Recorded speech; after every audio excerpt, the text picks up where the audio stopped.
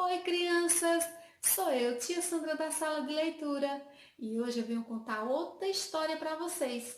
A história que eu vou contar é sobre o São João e a fogueira. Há muito tempo atrás existia uma mulher chamada Isabel. Isabel era casada com Zacarias e os dois queriam muito ter filhos, porém não conseguiam. E as pessoas ainda diziam: Ah, Isabel é muito velha para ter um bebê. Não vai conseguir, não. Mas Isabel nunca perdeu a fé. Sempre com muita fé em Deus. Todos os dias ela rezava: Deus, por favor, me ajuda. Eu quero muito ter um bebê. De tanto pedir, claro, Deus ouviu Isabel, assim como ele ouve todo mundo, e mandou que o anjo viesse. E quando o anjo veio, anunciou a boa notícia. Finalmente Isabel ia ser mãe.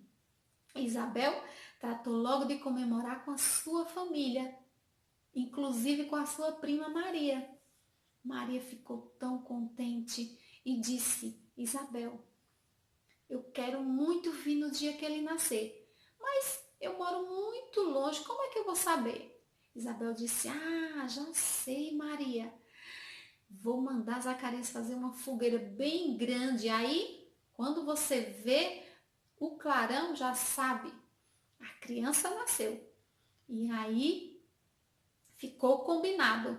E os dias se passaram e finalmente chegou o grande evento.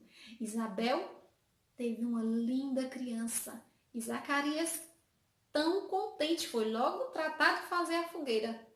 E quando ele fez a fogueira, lá da casa, Maria, da casa dela, viu o clarão, já sabia. Ah, a prima já teve o bebê, foi logo para a casa dela e quando chegou lá, ficou encantado com a criança. Era muito linda. A criança recebeu o nome de João. João era muito sábio e temente a Deus, e todas as pessoas gostavam dele. Ele, quando cresceu, saiu por aí pregando sobre Deus e ele se tornou muito querido. E hoje as pessoas, para sempre lembrar dele, fazem fogueira. Hoje ele ganhou o nome de São João e mora no céu junto com Deus. E tchau!